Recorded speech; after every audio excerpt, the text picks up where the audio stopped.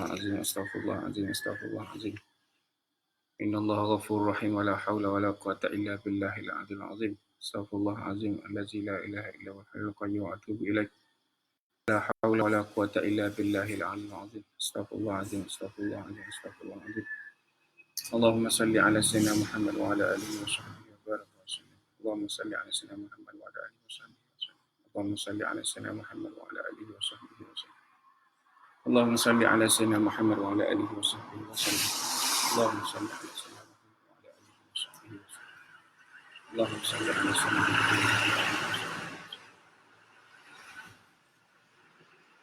اللهم صل على سيدنا محمد وعلى آله وصحبه وسلم اللهم صل على سيدنا محمد وعلى آله وصحبه وسلم إلى شرف النبي رسول الله محمد مصطفى صلى الله عليه وسلم وآله وأصحابه وذريته أجمعين سر الفاتحة أعوذ بالله من الشيطان الرجيم بسم الله الرحمن الرحيم الحمد لله رب العالمين الرحمن الرحيم مالك يوم الدين إياك نعبد وإياك نستعين اهدنا الصراط المستقيم صراط الذين أنعمت عليهم غير المغضوب عليهم ولا الضالين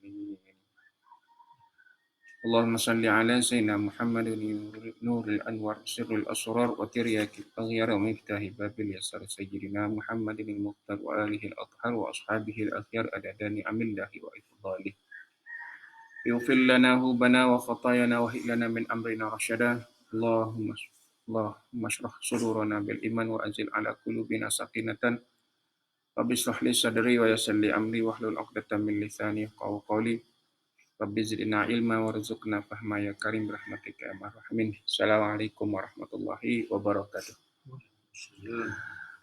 Sihat ya semua pagi ni. Alhamdulillah alhamdulillah ala kulli hal wa kulli nikmatin. Alhamdulillah. Puji kehadrat Allah Subhanahu wa taala dengan pujian yang sebenar-benarnya. Dan saya suka untuk mengajak semua untuk kita sama-sama memuji Allah Ta'ala ini mengikut pujian standard ahli syurga.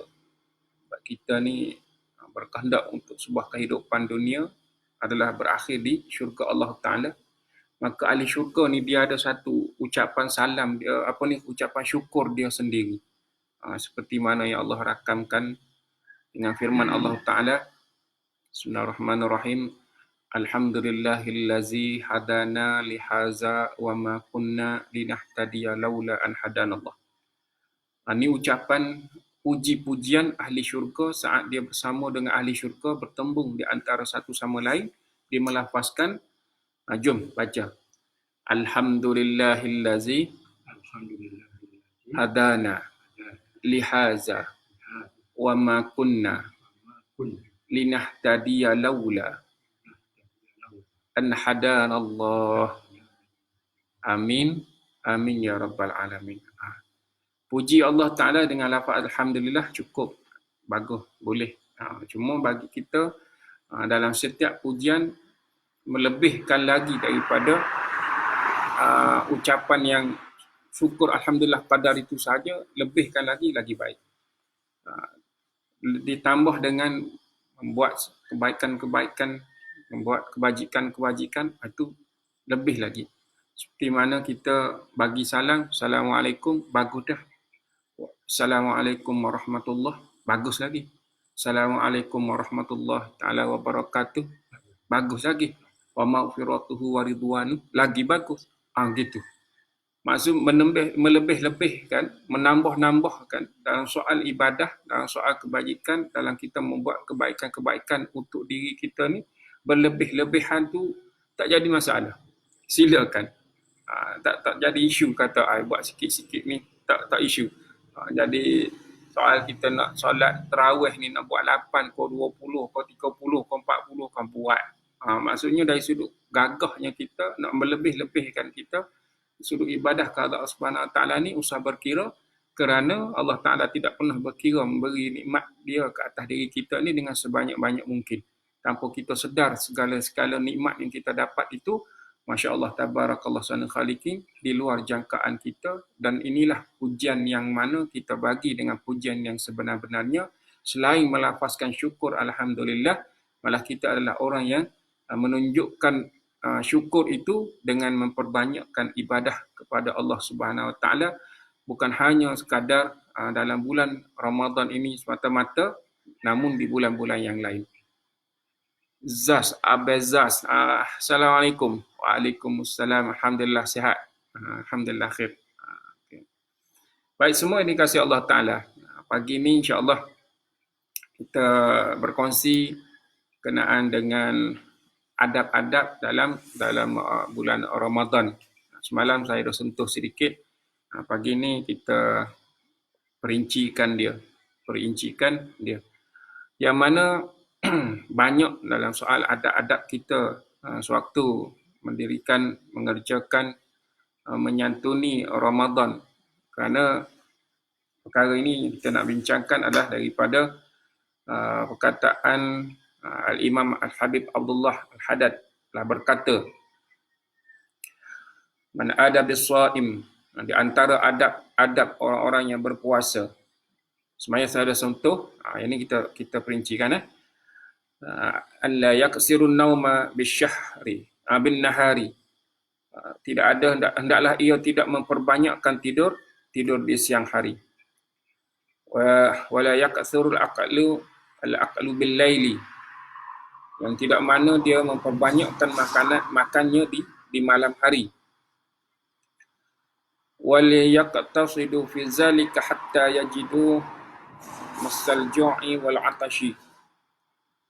Hendaklah ia bersikap wajar akan keadaan tersebut sehingga ia tetap merasa lapar dan dahaga. Fatazahabu nafsahu wa tadhaku syahwatahu wa yastanzihu qalbahu. Dengan yang demikian jiwanya akan bersih, sejahtera, dan syahwatnya akan lemah. Dan wazalika sarasamu wa maqsudahu, hatinya akan bercahaya, dan yang demikian itulah menjadi kesan ke atas puasa dan mencapai kepada maksudnya. Baik, semua yang dikasihi Allah Ta'ala. Maka ada beberapa perkara yang disusun oleh Imam Habib Abdullah Al-Haddad dalam adab kita melaksanakan perintah Allah Ta'ala ini berpuasa di bulan Ramadan ini. Pertamanya adalah dengan kita kurangnya tidur di siang hari. Bukan tak boleh tidur, namun dengan kadar-kadar yang sepatutnya. Cukup untuk kita beristirahat, mengambil masa sedikit, kemudian lebihkan untuk beribadah. Wala yaksuru aqlu bil laili, waktu malam. Yang kedua, waktu malam kita tidak terlalu berlebih-lebih untuk makan malam ini. Walaupun ruang makan kita panjang, daripada berbuka sampailah menjelang kepada sahur, yang semua sekali kita rasa nak pulun, nak minum, nak makan, nak apa semua sekali. Semua benda kita nak sumbat. Jadi keadaan ini menyebabkan yang disusun, yang diberitahu oleh para alim ulama, dengan banyaknya makan ini dia akan melemahkan jiwa. Terlalu banyak makan dia akan melemahkan jasad. Dan dengan terlalu banyaknya makan dia akan melemahkan akal. Bila berlebih-lebihan, maksudnya kita maklum, bila kita makan saja lebih daripada had dia, so apa yang berlaku pada diri? Kita ada pengalaman itu kan? Masing-masing ada pengalaman. Dengan penatnya, rasa mengantuknya ada, dan kadang-kadang tu dengan makan kita yang tak kena dengan perut kita hari itu menyebabkan boleh berlaku kesihatan perut kita terganggu. Maka terganggulah segala ibadah kita. Maka bukan tak boleh makan, maka berpada-pada soal makan. Sebab esok Allah panjangkan umur, makan lagi. Macam tu. Baik. Bukan ambil satu pepatah, bukan buat pepatah-pepatah sendiri makan sebelum makan seperti kau akan mati esok hari. Tidak jadi macam tu. Kena ibadah. Ibadah hak penting, seolah kita akan mati esok hari, itu tak apa. Kalau makan seolah macam nak mati esok hari, itu marah habis. Ramai orang menderita dengan sebab makan. Baik, tak apa. Semua yang dikasih Allah Ta'ala. Dua kan? Wala yaqtasidu fi zalika hatta yajsadu hatta yajidu masal ju'i wal atashi.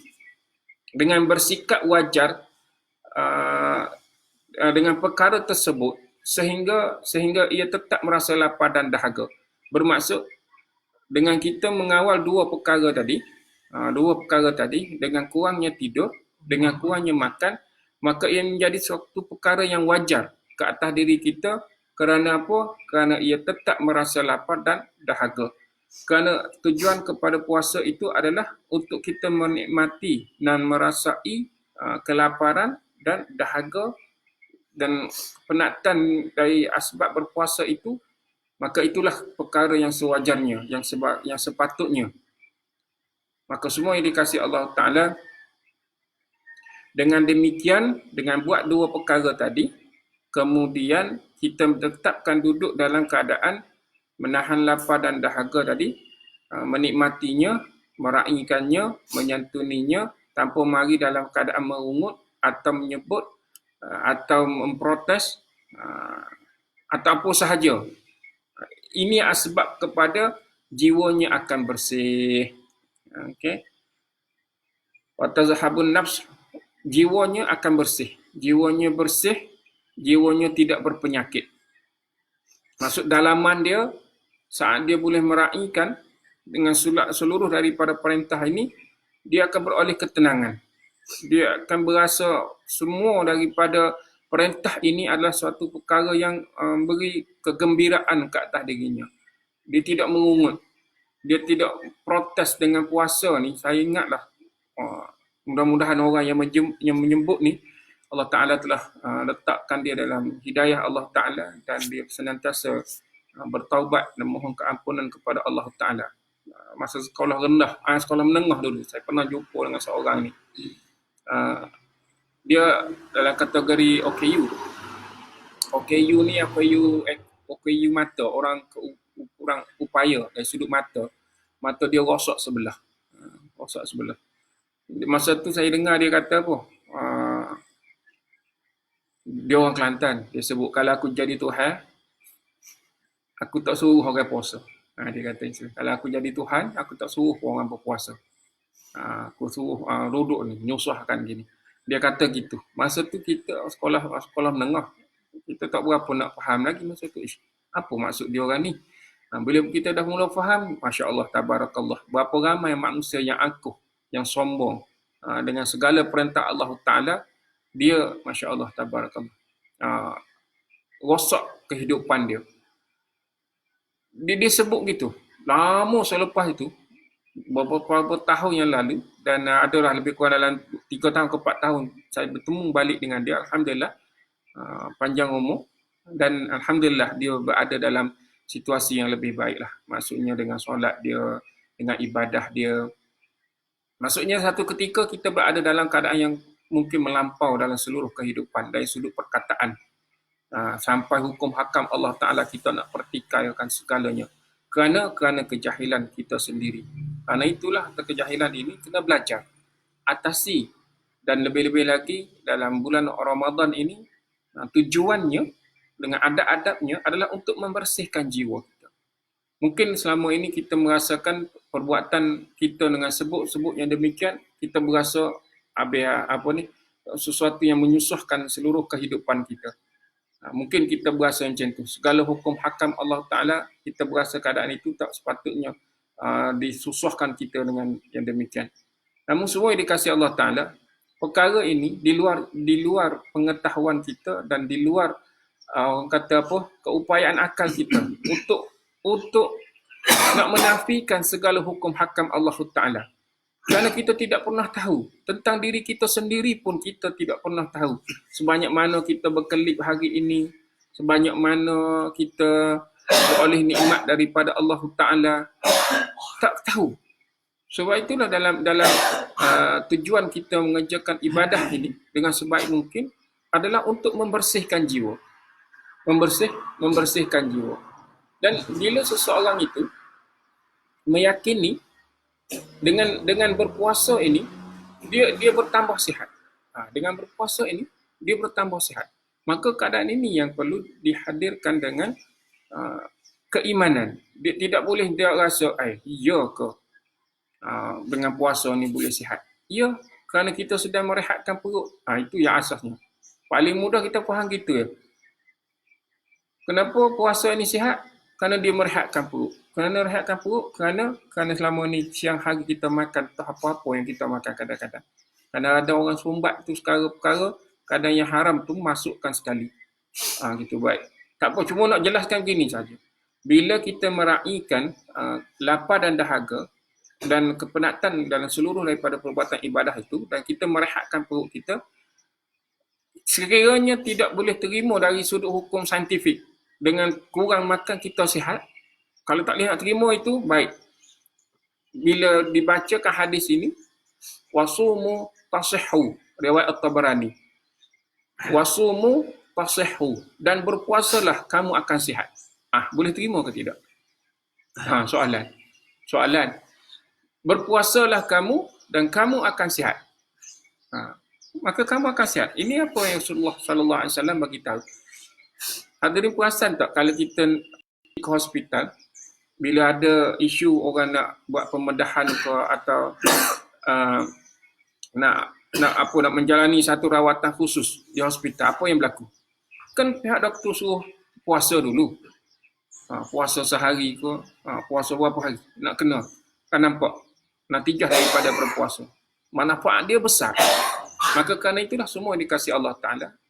Bila berbicara dalam keadaan jahil, seperti hamba Allah Ta'ala yang pernah saya sebut tadi, akhirnya, apa yang berlaku? Allah Ta'ala limpah kepadanya hidayah dan dia lihat kebenaran, bagaimana suatu masa dia akan berjumpa dengan jawapan-jawapan daripada pertikaian dia, maka semua dikasih Allah Ta'ala. Manusia ini bila bersih jiwa dia akan balik kepada fitrah. Saat itu dia sedarlah bahawa Allah Ta'ala selama ini amat kasih dan sayang ke atas diri kita, hatta dalam satu bulan, dalam satu tahun ni, sebulan kita diperintahkan untuk merehatkan perut kita. Kan saya pernah dengar daripada tenaga pengajar lah, yang mana para ustaz kata kan, kalau kita tengok kereta ni berapa bulan sekali kita tukar minyak hitam. Kita nak bersihkan enjin kita, enjin kenderaan kita. Ada orang pakai minyak hitam sekali masuk 2-3 tahun tak tukar-tukar. Ada? Tak ada pun. Kan? Minyak hitam ni orang tukar berapa? 2 bulan sekali ke 3 bulan kalau jenis lama. Wallah ta'ala kan kita tahu. Kita penggunaan kalau nak cemak lagi sebulan setengah ke. Namun nak bagi tahu bahawa kereta pun diservis begitu sekali, minyak hitam yang ditukar, habis perut kita setahun sekali bersihkan. Setahun sekali. Itu kalau orang buat puasa dengan penuh imanan wahtisaban, seperti mana kita bincangkan. Namun kalau dia puasa api malam, bantai juga makan, Masya Allah, tabarakallah, yang tidak ada batasan, maka dia merugikan saat kita Allah Ta'ala nak merehatkan jasad dan rohani kita dengan mana berpuasa ini dengan penuh adab dan tertib dia. Dan itulah semua dikasih Allah Ta'ala. Dia akan membersihkan jiwa dan syahwatnya akan lemah. Syahwat kita akan lemah. Sebab makan ni dia sebab juga kepada syahwat kita akan jadi tak keruan. Cara kita salah makan kita, syahwat kita akan jadi meninggi. Syahwat kita berkehendak kepada sampai keadaan tertentu melampaui batasan-batasan tertentu. Okey, baik. Semua yang dikasih Allah Ta'ala, jelas ya. Maka dalam kita menyantuni mengurangkan tidur di siang hari dengan mengurangkan makan di malam hari, kedua ini adalah sewajarnya kita lakukan dengan sebaik mungkin kerana kita nak meraih dan menjiwai tentang lapar dan dahaga itu dan kepenatan melaksanakan perintah Allah Ta'ala ini, maka ianya akan menjadi asbab bersihnya jiwa, syahwat kita akan lemah dan yang paling utama hatinya akan bercahaya. Maka datang ulama lain menjelaskan tentang hati yang bercahaya ini, yakni as-sawmu yaqdiru ma yakunu taju'ian lil batni fa innahu yakunu ghada'un lirruhi. Besarnya makanan bagi roh itu sesuai dengan kadar kosongnya perut seseorang. Maksudnya makanan bagi seseorang itu. Makanan bagi roh. Besarnya makanan bagi roh sesuai kadar kosongnya perut seseorang. Maksudnya sekiranya perut kita ini penuh, maka sempit ruangan untuk roh. Okey. Makanan untuk roh tu jadi sempit. Maksudnya makanan roh ni apa dia? Kita nak fahamkan. Maksudnya ruang untuk berzikir, ruang untuk beribadah, ruang untuk kita pun laksanakan segala perintah Allah Ta'ala itu jadi sempit. Maksudnya dengan sebab makan yang berlebihan jadi malas. Itu maksud para ahli ulama menyatakan besarnya makanan bagi roh sesuai kadar perut kosong perut seseorang itu. Maksudnya perut kita ini kadar-kadar yang yang makan itu boleh menggerakkan tenaga kita untuk beribadah, maka ruang untuk kita beribadah kepada Allah Ta'ala itu memberi makan kepada roh itu lebih besar. Kalau makanan penuh dalam perut, ruang makanan untuk roh jadi kecil, jadi sempit. Kerana itulah bila dikatakan semakin lapar perut seseorang ketika berpuasa, semakin besar cahaya yang masuk ke dalam rohnya. Itu bahasa yang tinggi dari sudut perkataan para alim ulama, ilmuwan. Sekiranya kita hanya faham dari sudut dasar perkataan, kita tak tahu macam mana makan roh. Namun nak bagi tahu, semakin lapar perut seseorang ketika berpuasa, semakin besar cahaya yang masuk ke dalam rohnya. Itu yang kita maklumkan tadi, iaitu adab yang disebut oleh Imam Habib Abdullah Al-Haddad tadi, bahawa orang yang menyantuni kelaparan dia, dahaga dia, kepenatan dia, maka diisi dengan banyak yang lain, iaitu dengan ibadah-ibadah yang lain, perbanyakkan segala amal soleh, maka saat itulah makanan untuk rohnya membesar dengan sebaik mungkin. Maka semua yang dikasihi Allah Ta'ala, kita bicara dalam bicara adab-adab ini, maka semua kena ingat bahawa soal Ramadan ini ada satu perkara yang besar sekiranya kita faham dengan sebaik mungkin, kerana Allah berfirman, hadis yang diriwayat oleh Abu Hurairah radhiyallahu anhu, sabda Rasulullah Muhammad sallallahu alaihi wasallam, Allah berfirman, yaqulu azza wa jalla, saumu li wa ana ajzi bihi, yada'u syahwatuhu wa aklahu wa syurbatu min ajli. Ini kesinambungan jawapan kepada perkataan para alim ulama tadi yang kata nak membesarkan roh, bagi makan kepada roh kita dengan mengurangkan tidur di siang hari, makan di malam hari, banyak mengosongkan perut. Maka ini jawapannya, iaitu Allah berfirman, as-saumu li wa ana ajzi bihi. Puasa itu untukku dan akulah yang akan membalasnya. Kenapa? Yada'u syahwatuhu wa aklahu wa syurbatu min ajlihi wa syurbahu min ajli. Iaitu mereka yang meninggalkan syahwatnya, meninggalkan makan dan minumnya kerana Allah Ta'ala. Kerana Allah Ta'ala. Jelas ya? Maksud puasa ini, wa ana ajzi bi. As-saumu li. Orang yang berpuasa kerana Allah Ta'ala. Sungguh kerana Allah Ta'ala. Maksudnya daripada mula dia bangkit malam, pukul berapa dia nak bangun, atas keupayaan dirinya, sepertiga malam itu yang terbaik. Kemudian dia bangun dengan hasrat, dengan penuh perasaan melaksanakan perintah Allah Ta'ala. Memang itu yang dia nak. Maksud sampai saja dia bersahur, disunatkan mengakhirkan sahurnya sampai penghujung akhir sahur. Kemudian dia melaksanakan seluruh perintahnya ini sampailah waktu sekarang ini kita kan. Dan hingga nak berbuka nanti, semuanya kerana Allah Ta'ala. As-saumu li. Ini puasa itu untukku. As-saumu li. Wa ana ajzi. bihi. Kerana itulah Allah sendiri yang membalasnya. Maka bila Allah sendiri yang membalasnya, hadirin kena maklum, apa yang Allah Ta'ala bagi, dia tanpa batasan. Pernah kita faham daripada bicara alim ulama, para guru, Allah hanya tu ayat ni surah mana? Ayat berapa? hadis kursi. Ada kursi.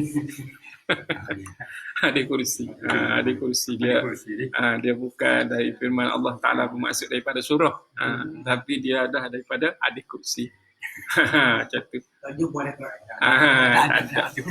Bicara Allah yang mana Allah wahyukan Rasulullah Muhammad SAW yang melafazkan. Maksudnya kalam itu daripada Allah Ta'ala. Macam tu. Terima kasih. Kita lagi lain. Okey, baik. Okey, tak apa. Satu pertanyaan juga. Semua ya. Satu pertanyaan juga. Bagus. Alhamdulillah, satu pertanyaan. Okey, terima kasih. Hadirin semua sekali, jangan risau, saya ni bukan kata seorang-seorang untuk bersama dengan hadirin sekalian. Kerana saya dah bagi tahu kan, saya berada di surau, di masjid Take-Off ini. Kita masih dari dalam fasa PKP, kadar kita orang kata berjemaah pun dengan kadar yang secukupnya dari pengurusan sahaja. Masih ada bersama dengan saya beberapa jemaah saya yang sama-sama boleh tengok otai-otai. Jatuh. Bukan saya saja, maksudnya dua hala, sama ada saya dengan semua yang bersama dengan saya saat ini, walau di mana saja berada, dan juga bersama dengan para jemaah yang ada yang sama untuk tugas pagi di masjid. Okey, baik. Semua yang dikasihi Allah Ta'ala, baik, kena faham satu perkara tadi, bila Allah Ta'ala berfirman bahawa dia sendiri, as-sawmu li wa ana ajzi bihi, bila Allah Ta'ala sendiri yang memberi ganjaran pahala, maka pernah dengar para guru-guru bicara bila mana Allah Ta'ala perintahkan kepada malaikat untuk memberi ganjaran pahala kepada seseorang dari sudut amal soleh yang dilakukan. Bermaksud dia punya kriteria tertentu. Kalau bagi sedekah banyak mana dapat, buat amal soleh banyak mana dapat, tolong orang susah banyak mana dapat. Maksudnya dia dah ada limit-limit dari sudut ganjaran pahala. Walaupun kita kata limit itu dari sudut bahasa kita, pun dia tetap besar di sisi Allah Ta'ala kepada kita. Okey, baik. Namun bila Allah Ta'ala sendiri, wa ana ajzi bihi, yang memberikan pahala puasa ke atas kita ni kerana Allah Ta'ala, dengan dua perkara tadi, iaitu dua perkara. Meninggalkan syahwatnya, lepas tu meninggalkan makan dan minumnya kerana Allah Ta'ala. Okay. Kerana dua perkara ini, Allah Ta'ala sendiri yang memberi. Bila Allah Ta'ala sendiri yang memberi, ada yang tak boleh nak jangka. Min haisula, min haisula yahtasib ni, maaf, itu dari jalan yang kita tak sangka-sangka. Tapi nak bagi tahunya, amat-amat besar. Amat besar. Tak boleh nak jawab macam mana besarnya ganjaran Allah Ta'ala bagi pada kita. Seluruh nikmat yang dibagi pun dah besar, apatah lagi dengan puasa ni kerana Allah Ta'ala. Dia sendiri sampai, kalau kita kata malaikat nak catat, berapa banyak nak catat, tak apa. Ini urusan Allah Ta'ala. Maksud, seberapa banyak dia boleh bagi, Masya Allah, tabarakallah. Syarat dia dua perkara tadilah. Dua perkara tadi. Seperti yang disebut oleh Imam Haddad tadi. Dan juga perkataan para ulama tadi, yang mana kita mengurangkan perut kita, mengosongkan perut kerana nak bagi ruang makanan kepada ruh, untuk beri cahaya kepada ruh. Maka semua yang dikasihi Allah Ta'ala, ambil ruang dan peluang ini dengan sebaik mungkin, kerana kita ni dah berapa kali Ramadan kita dah bertemu, maka manfaatlah sebaik mungkin. Pesanan ini kita dah selalu dengar. Pesanan ini kita kerap kali diperingatkan, kerana semua perkara ni adalah untuk mengajak kita agar kembali kepada fitrah, untuk beribadah kepada Allah Ta'ala dengan sebaik mungkin. Yang kita nak mengukuhkan lagi firman Allah Ta'ala yang hadirin kerap dengar, selalu dengar bila masuk Ramadan, iaitu Allah berfirman, Ya ayyuhallazina amanu kutiba alaikumusiyam kama kutiba alal ladzina min qablikum la'allakum tattaqun. Dengan Allah mulakan dengan lafaznya wahai orang-orang yang beriman. Ini surah Al-Baqarah ayat 183. Ni Allah berfirmankan mula-mula dia start dengan lafaz wahai orang-orang yang beriman. Maka kita ni orang yang beriman, maka berpuasa kita kerana Allah Ta'ala dengan sebaik mungkin. Maka inilah asbab kepada Allah Ta'ala memberikan jaran wa ana ajzi bihi, Allah sendiri yang memberi pahala ke atas diri kita tanpa kita tak boleh nak jangkau sebesar mana. Dan perkara ini kena ingat Allah berfirmankan dengan lafaz ya ayyuhallazina amanu kutiba alaikumusiyam ni kama kutiba alal ladzina min qablikum la'allakum tattaqun. Dia kena ambil kira bukan hari ini, bukan sekadar puasa kita hari ini, asbab kepada kita untuk menjadi orang yang lebih bertakwa pada masa-masa yang akan datang. Dia kena ambil kira yang itu. Okay? Kena ambil kira bukan nak bertakwa, beriman bersungguh-sungguh bulan ini semata-mata. Tak. La'allakum tattaqun itu membawa kepada 10 tahun akan datang, 20 tahun akan datang, 30 tahun akan datang. Itu matlamat kepada firman Allah Ta'ala ini. Kerana satu paling mudah kita faham, Allah dah nyatakan firman-Nya ini 1400 tahun yang lalu. Bermaksud orang-orang yang terdahulu telah pun mendengar bacaan ayat ini. Dah lama Allah Ta'ala bagi tahu. Maka dah bertahun-tahun ayat ini dan dia berkekalkan sampai ke kiamat nanti. Bermaksud orang yang mendengar ayat ini hari ini bina nilai iman, bina nilai takwa untuk esok hari, untuk 20 hari, yang 20 tahun akan datang, 30 tahun akan datang. Maka itu dia perlu kena maklum. Baik. Sekiranya dia dengar esok, maka bermula kalaulah pertama kali dia dengar ayat ini esok, esoklah bermula kehidupan dia menjadi orang yang beriman dan bertakwa untuk seluruh kehidupannya yang mendatang sehingga dia meninggal. Maka semua yang dikasihi Allah Ta'ala, ayat setiap kali yang masuk Ramadan atau bulan Ramadan, dalam kita membaca Al-Quran, kita akan bertemu dengan seluruh daripada firman-firman Allah Ta'ala, dan khususnya tentang puasa ini, kena ingat ianya adalah untuk masa depan kehidupan kita di akhirat nanti. Untuk kehidupan kita di akhirat nanti. Maka semua yang dikasihi Allah Ta'ala, bina nilai takwa, berpuasa dengan penuh imanan wahtisaban, kerana ini yang telah kita bincangkan semalam, seluruh daripada keampunan dosa yang kita mohon kepada Allah Ta'ala menjadi sumber motivasi ke atas diri kita, kerana Allah sendiri yang paling utama. Ni dalam bab puasa ni ia terlibat, dan insya-Allah ada kelapangan masa esok, Allah rezekikan kesihatan, kita bincang pula dua khazanah yang Allah rezekikan, yang Allah beri kepada kita, kurniakan kepada kita. Satu, Allah ambil balik. Dua, Allah tinggalkan. Ada dua khazanah utama yang Allah tinggalkan kepada kita. Dah 7:5 minit. Okey, baik. Saya kan bagi pengisian ini kita sekitar dalam setengah jam kan. Ada diperasan tak tadi mula-mula kita berkuliah dengan keadaan di background belakang saya ni kan gelap lagi, sekarang dah pun cerah. Dan saya perasan sedikit ada gangguan pada rakaman kita ini. Mungkin terputus-putus suara saya, mungkin akan terputus-putus, Allah Ta'ala alam. Namun mudah-mudahan segala pengisian ini beri manfaat ke atas diri saya khususnya, peringatan bagi saya khususnya, dan semua yang bersama pagi ini mengisi ruang-ruang waktu dalam tempoh PKP ini dengan sebaik mungkin. Banyak masa kita boleh buat, banyak masa kita boleh beramal. #duduk rumah beramal banyak-banyak. Petang semalam saya pun dah kongsikan doa-doa, ibrah daripada doa. InsyaAllah ada kelapangan waktu tentang nanti ke, berapa hasab ke, saya akan berkongsi pula doa-doa yang ringkas InsyaAllah. Dan pagi untuk kuliah subuh ini, Allah rezekikan kelapangan waktu, kesihatan diri. Kita jumpa pagi esok dengan izin Allah Ta'ala, lebih kurang dalam 6.30, dan kita berjumpa ke udara ini lebih kurang dalam setengah jam. Ringkas-ringkas, santai-santai. Dan semua ini adalah untuk manfaatkan waktu kita selepas subuh. Saya selalu pesan, Dan guru selalu pesan, manfaatkan waktu-waktu kita bermanja dengan Allah Ta'ala. Kita banyakkan ruang masa untuk mendekatkan diri kepada Allah Ta'ala awal sebelum subuh hingga selepas subuh. Elakkan diri daripada tidur. Banyak masa rehat ni kan.